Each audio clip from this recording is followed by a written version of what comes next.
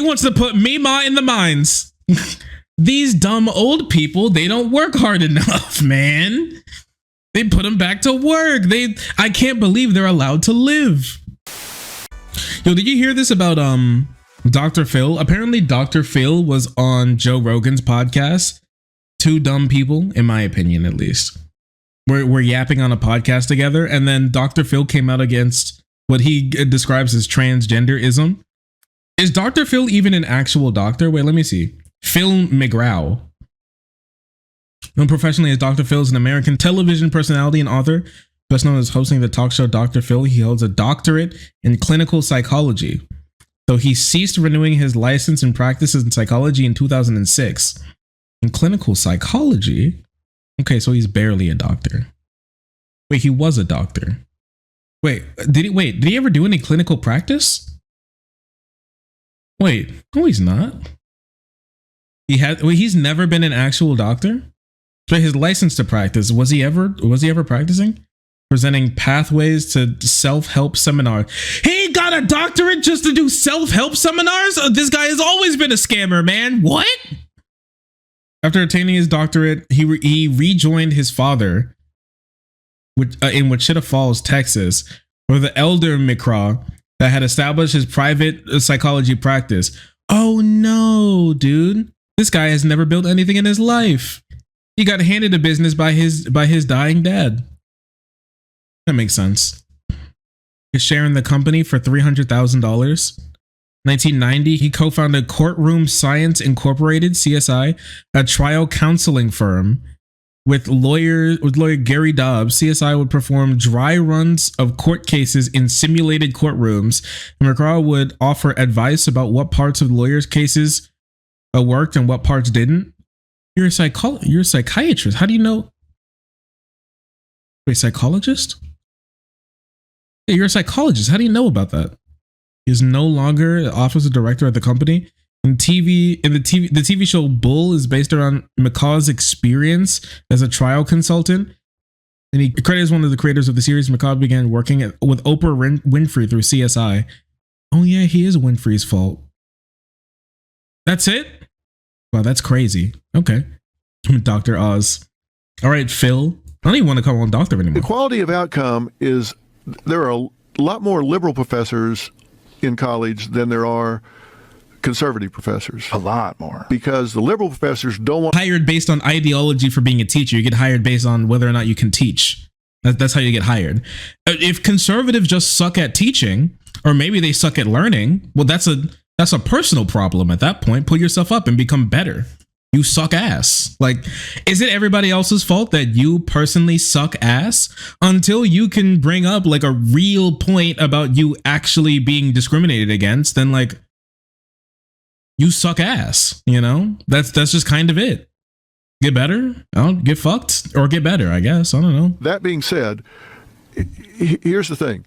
If you are going to an Ivy League school, and so you're paying $200,000 for this elite education, and then they teach the goal is equality of outcome, then why do I need an elite education?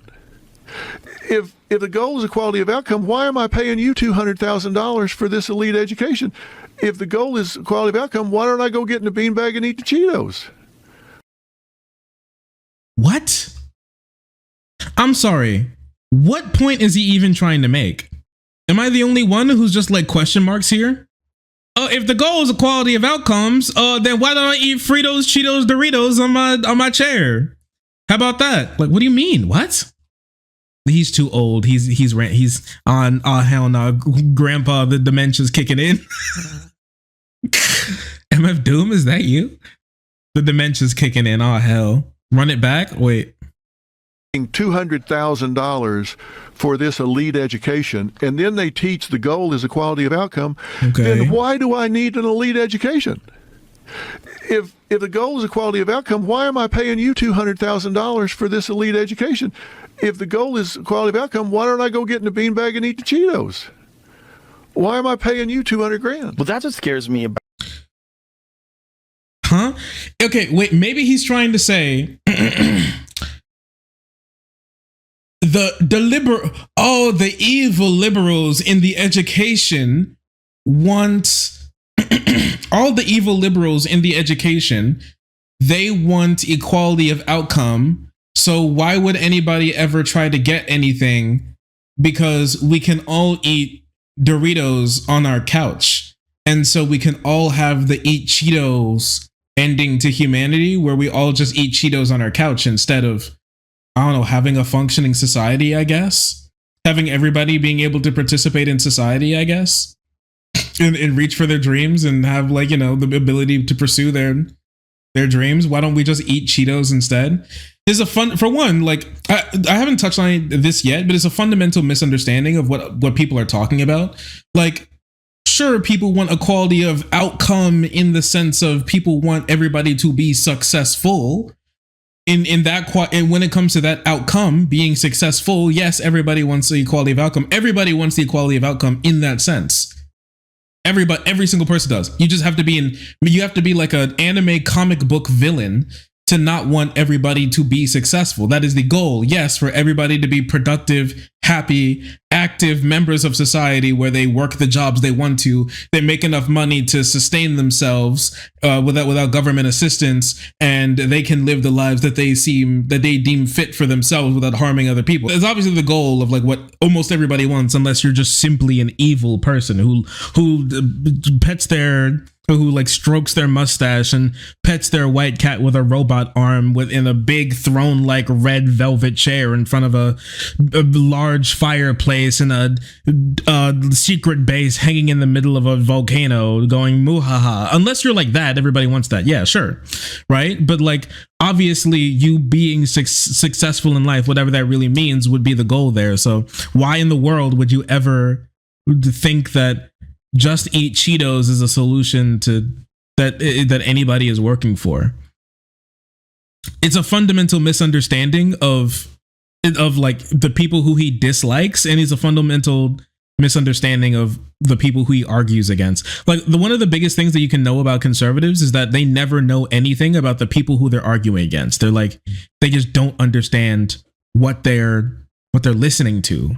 They don't understand the people who they hate. They make it their entire thing about being against this specific person or like set of ideals, but they've never understood the ideals ever. About a universal basic income. I used to think that was a really good idea until I saw the way people responded when they got checks during the pandemic, and especially people that got unemployment. They did not want to go back to work. Well, no. They did not want to go back to work. And the idea, the beautiful part of the... What? Does being rich for so long kind of disconnect you from what being a normal human being is like? The answer is yes, but I'll ask it again here. Yeah, man, you all got those, like, we all got that $1,200 in checks, and we're like, holy shit, dude, $1,200. Wait, does he think that like $1,200 can buy you, like, I don't know? Do you think $1,200 can buy you like a whole house or something? Yo, dude, $1,200, I never have to work again. Equality of outcome, give me the Cheeto bag.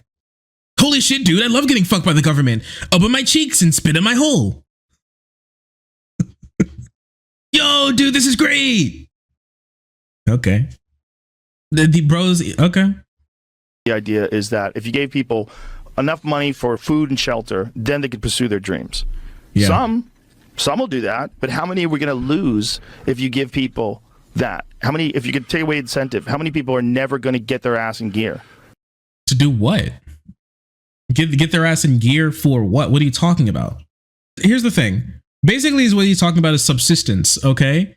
If this was the case, why in the world would anybody want to like move past like subsistence farming, right? Why did people move from subsistence farming to a society with a lot of abundance, right?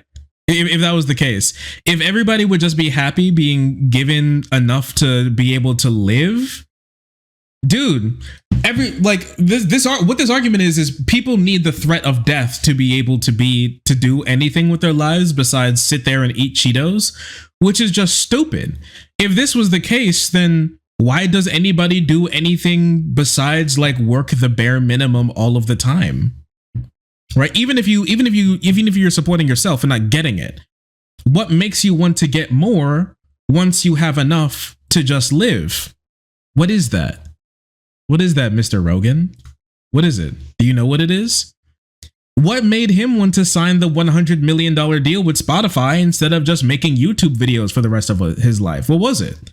Because you had enough already. You were being paid out the ass by yapping on YouTube for an hour a day. What was it? That's a number two. Well, I can't quote you the exact numbers, but I can tell you the trend, and that is the longer you're off work, the less likely you are to ever return to work. And I can tell you why the research says that's true. And these are people that have legitimate injuries, for example. I mean, truly have a back injury at work or something where they have to have fusions and that sort of thing. Anybody ever getting fusions? You adjust your world. Your world shrinks. First off, your identity changes. Maybe you were a welder or a bus driver or something. That was a big part of your identity. Now your identity becomes patient. Your social world, your friends become fellow patients. You get up every day and you go to rehab, to back rehab, and you're doing all these exercises. You're going to the doctor. They become your friends. Your world shrinks down. You adjust. You say, well, we're going to have to get by with one car. I can't drive anyway. You'll have to drive me. We can sell one car, keep one car. Your world shrinks down. You adjust to it. You're still watching your football team on the weekends on TV. You're living on less money, and you adapt, you adjust, and you get used to that. And now everybody thought, for example, at the end of the lockdown, that when that was over, it was going to look like that movie Grease when school was out and they had the carnival and everybody came running out of the end of the deal and they were running around. They thought that was what it was going to be like when the lockdown was over. But it wasn't. People came out, and what they used to take for granted was kind of intimidating. They were like, is it okay to be out here? What are we going to do? They didn't want to go back to work. It gets intimidating. So they get used to it and they get comfortable. I was shocked when people said, what happened to the supply chain? Well, you paid people more money not to work than to work. They gave them unemployment plus a bonus, and then a bonus on top of the bonus. Plus, they didn't have the money for the commute, and gas was $7 a gallon in California. You remember that? It was $7 a gallon there. And so they thought, well, I don't have to spend $200 a week on gas, and I can sit here. Well, that's what happened to the supply chain. Nobody wanted to work. Okay, here's the thing. I agree with him. I completely agree with him, except for his conclusion, because his conclusion is complete brain rot. Yes, absolutely. People got comfortable. They got comfortable with realizing that, no, I don't actually have to go into work. I don't have to commute. Commuting is just something that my managers and bosses want me to do to just control me better.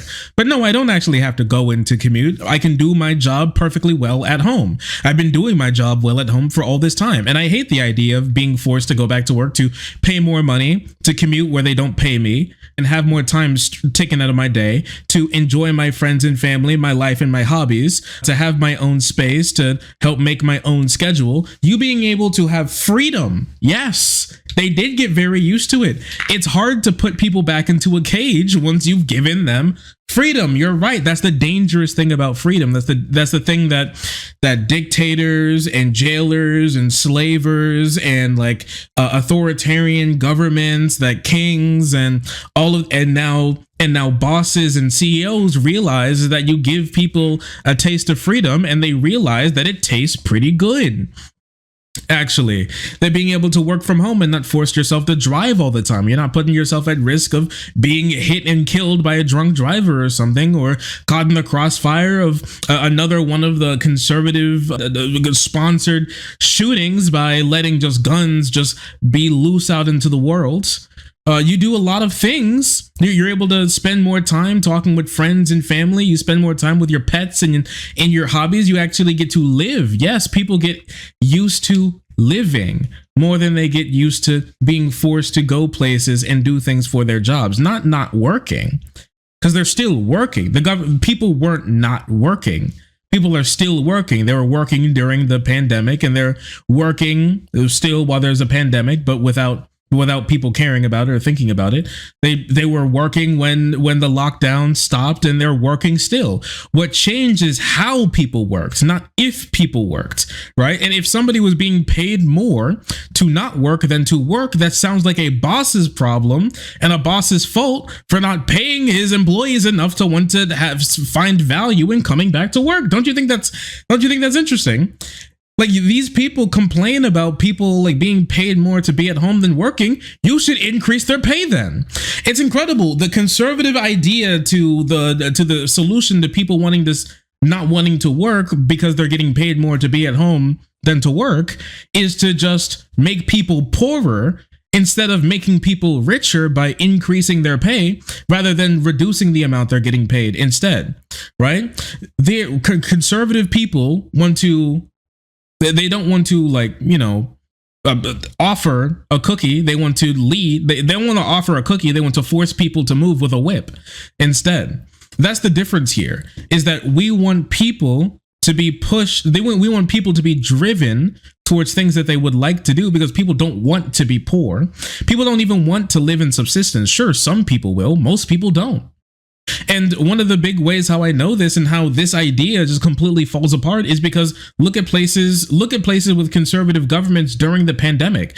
They are not places that are the engines of the economy the same way that conservatives think that they are, because of like cutting pandemic unemployment, right? Like Florida and like South Carolina and a lot of these Republican places cut things like the Affordable Care Act, cut things like the Medicaid expansion, cut SNAP, cut a lot of welfare, cut your pandemic relief, and cut the unemployment benefits. And you know what happened to those places? Are those places richer now because they're like, boy, the government cut my wages. They cut my money. I need to go out there and become an entrepreneur, and I'm going to. No, they were poor. They were just poor. Those places are poorer now than they were before. And conservatives made them even poorer because they hate poor people. And they don't have any good solutions about getting people from being poor, from poor to rich. If there are places where people are rich, where conservatives lead, it's in spite of them leading rather than because of them leading. It's just completely ridiculous. Those places are all poorer now. They're the poorest states in the country. They're poor now. They're poorer than they were before. Everybody's poorer.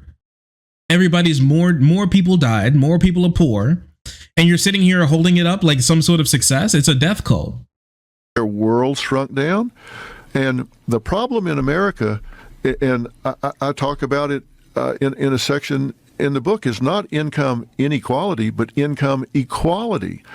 If you look at the bottom 20% and compare them to the middle 20% of the distribution, the difference, the bottom 20%, only 5% work full-time.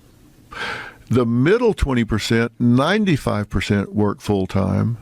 And the difference in their incomes is single-digit thousands because of all the entitlement programs for the bottom 5%. Food stamps, unemployment, rent subsidies. There are 100 programs. And when you get all of that money that they get for free, the difference between them and these that work 95% of the time is single-digit thousands. Wait, anti-food stamps? This is an anti-food stamp argument. So correct me if I'm wrong. The argument is that these people who are poor have to rely on government subsidies to be able to live a similar life as people who are working by themselves, who are working themselves and making most of the money themselves. So this is bad? That would mean that for one, I'm not even sure if that's true. We'll have to look into it. It isn't universal. I'm 100% sure that this isn't true, especially when it comes to people with disabilities. I'm 100% sure this isn't true. And counting entitlements and counting like welfare entitlements and services to help poor people as just like straight up money that they're getting is just completely, it just doesn't make any sense. They're not able to get exactly what they want. They're able to eat. They're able to have a house. And so you just add that up as the same thing. Like we want people to have houses. Yes. Do you not want them to have houses? Do you not want them to eat? Like what are you asking for here? Even if we assume that this is true, on certain principles. What are you even asking for here? So what, you think that we should take away, we should make poor people poorer, and then what? They'll be like, oh my gosh, I want to be rich. I'll just be rich one day. You're telling me these people are like one entitlement benefit, one like social safety net service being cut away from being middle class? Do you actually believe that? You know what? Let's see. Bottom 20%, middle 20%, entitlement programs. I don't know. Center on budget and policy priorities. Contrary to entitlement society rhetoric, over 9/10 of entitlement benefits go to elderly, disabled, or working household. Oh. He wants to put Mima in the mines. I see it. He wants to put Mima in the mines. I get it. I see it now. 9/10 of entitlement benefits go to the elderly, disabled, or working households. I see. He wants to put Mima in the mines. These dumb old people, they don't work hard enough, man. They put them back to work. I can't believe they're allowed to live. She earns form.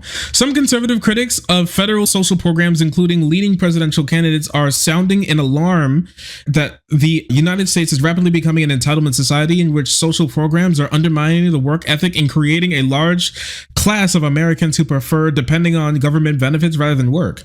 A new CBPP analysis of the budget and census data, however, shows that more than 90% of benefit dollars that entitlement and other mandatory programs spend go to assisting people who are elderly, seriously disabled, or members of working households, not to able-bodied working age Americans who choose not to work. See, it's almost like all conservatives and conservative light people do is lie.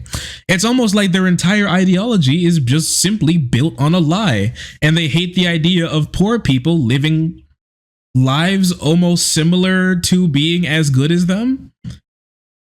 Can you imagine listening to that and you're like, I'm so angry that those poor people live in a home and eat food like me. Okay. All right. I think you deserve to get paid more too, though. So, and this is from 2011. 2011 op-ed, former Massachusetts Governor Mitt Romney. Good Lord, I forgot about that.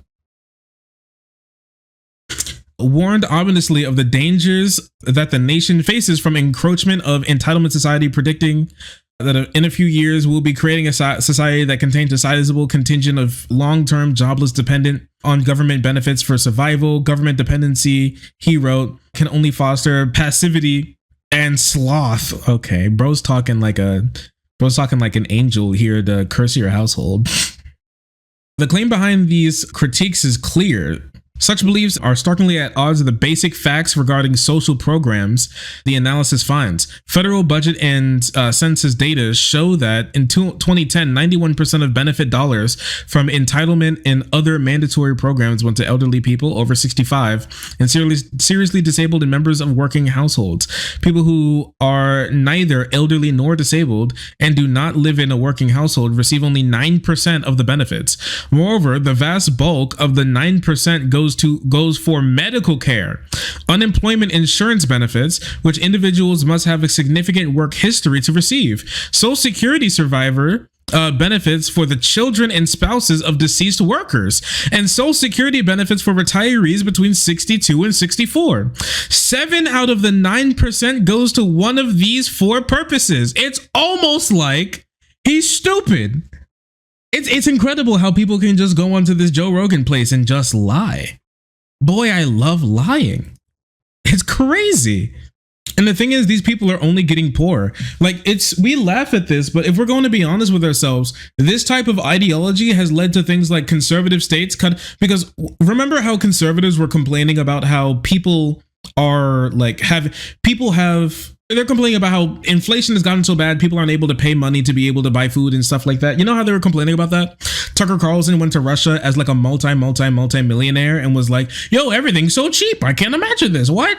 I went to a poor ass country and everything's so cheap. That's crazy. Even though Russians spend like 30, 40, 50 sometimes percent on their food. And you probably don't, if I'm going to be honest with you, probably don't do that. actually.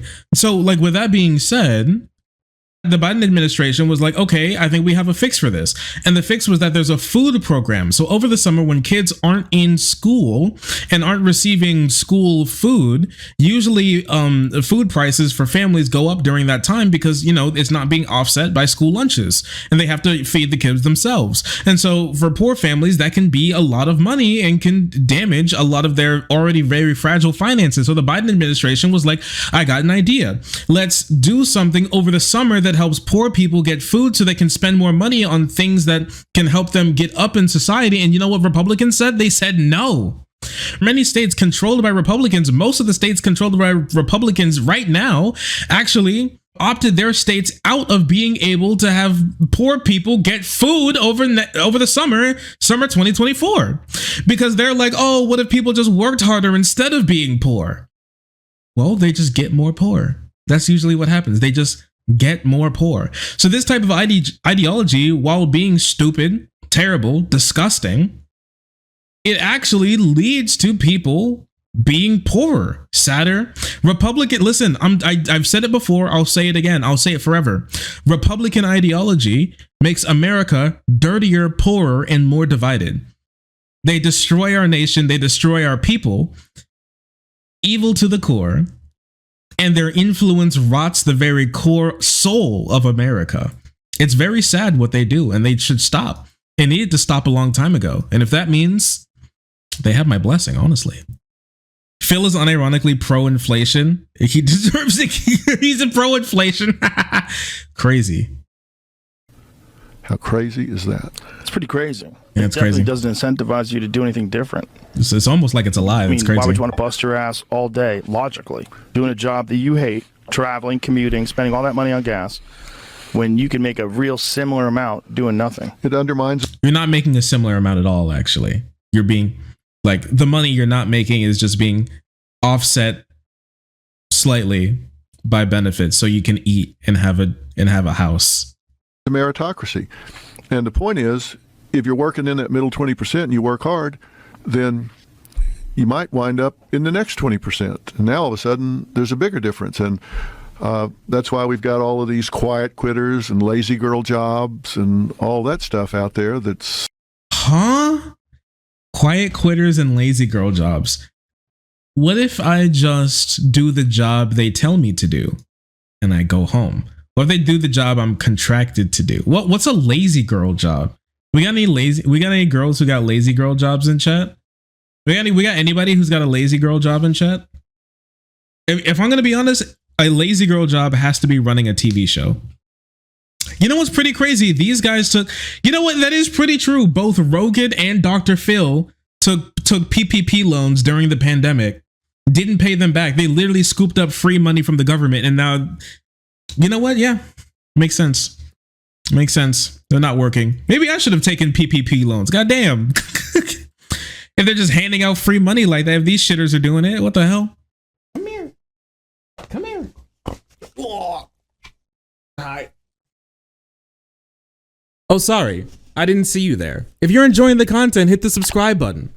If you don't, it'll make Boo very sad. I know a bunch of you who are watching are not subscribed. Join the frenzy. You won't regret it. Thank you, Boo.